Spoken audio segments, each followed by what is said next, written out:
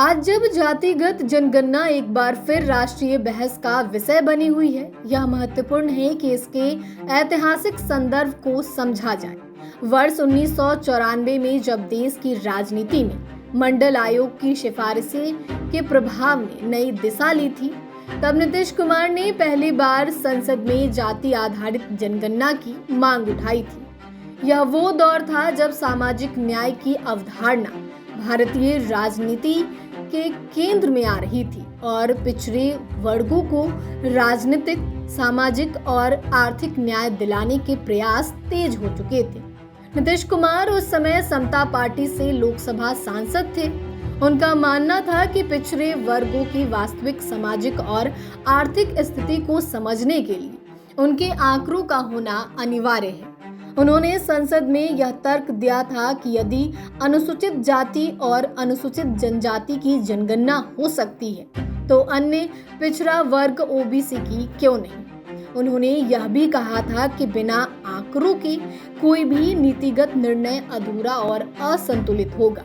नीतीश कुमार की इस मांग को उस समय के कई समाजवादी नेताओं और मंडल समर्थक नेताओं का समर्थन मिला, लेकिन केंद्र सरकार ने इस पर कोई ठोस कार्रवाई नहीं की। जनगणना 2001 और 2011 में भी ओबीसी की गिनती नहीं की गई। हालांकि 2011 में एक सामाजिक आर्थिक जाति जनगणना SECC जरूर हुई थी, परंतु उसके आंकड़े अब तक सार्वजनिक नहीं किए गए।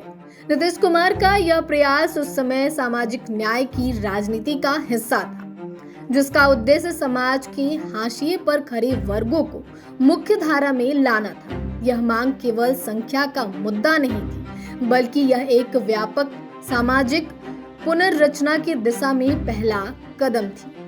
बिहार के मुख्यमंत्री के रूप में नीतीश कुमार ने 2022 में राज्य स्तर पर जाति सर्वेक्षण की शुरुआत कर एक बार फिर से इस मुद्दे को राष्ट्रीय फलक पर ला दिया। 1994 की उनकी पहल और आज की स्थिति को जोड़कर देखा जाए तो यह स्पष्ट होता है कि उन्होंने इस मुद्दे को केवल राजनीतिक हथियार नहीं बल्कि सामाजिक सुधार का माध्यम माना है। जातिगत जनगणना की मांग आज भी उतनी ही प्रासंगिक है जितनी 1994 में थी। नीतीश कुमार द्वारा उठाई गई यह ऐतिहासिक मांग अब देशव्यापी विमर्श का हिस्सा बन चुकी है और आने वाले समय में यह भारतीय नीतियों को नई दिशा देने में सहायक हो सकती है। जातिगत जनगणना अब राष्ट्रीय विमर्श का केंद्र बन गई है और इसकी ऐतिहासिक नींव बिहार के मुख्यमंत्री नीतीश कुमार ने रखी थी। 1994 में उन्होंने इसके लिए आवाज बुलंद की और 2022 में राज्य स्तर पर जाति सर्वेक्षण कर एक मिसाल कायम की। अब जब केंद्र की मोदी सरकार भी इस मुद्दे पर गंभीरता दिखा रही है, यह सामाजिक न्याय के दिशा में एक बड़ा कदम माना जा रहा है। नीतीश कुमार की दूरदर्शिता और नरेंद्र मोदी की नीति निर्माण में सहभागिता इसे राष्ट्रीय बदलाव की दिशा में मजबूत बनाती है।